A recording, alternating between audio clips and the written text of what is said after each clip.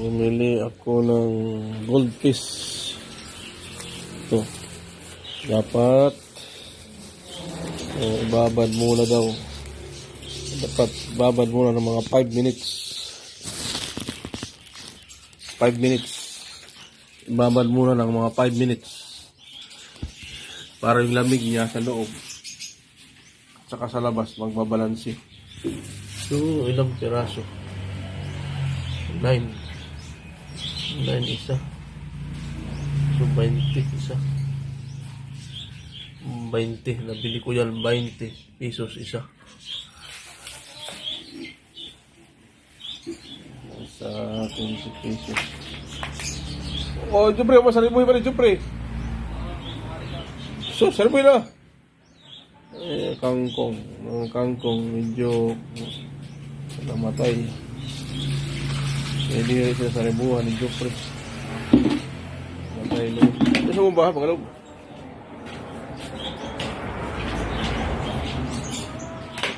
Kasi nililigan.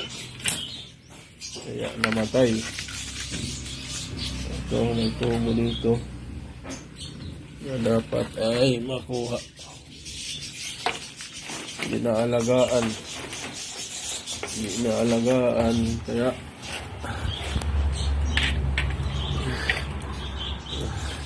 puro mga African cichlid yung laman nito. African cichlid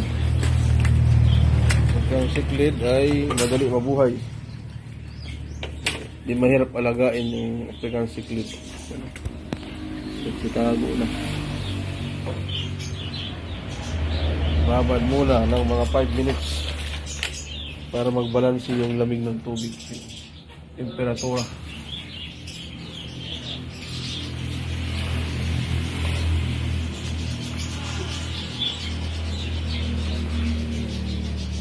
Release na natin yung goldfish natin. I-release na natin to kasi sobra na 10 minutes.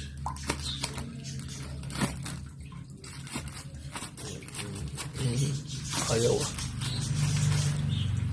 mabutas. I-release na natin yung fish natin. Hindi dapat kailangan di dapat ilagay kaagad kasi yung temperature niya sa plastic at sa temperature niya sa fish pa magkaiba. Kaya dahan-dahan lang pag ito na. Happy na yung isa, happy na yung isa. Nakalabas na yung isa. Ayun na, nakalabas na sila. Happy na sila. Layang-laya na sila. Happy na. Happy na sila. Nakalaya na.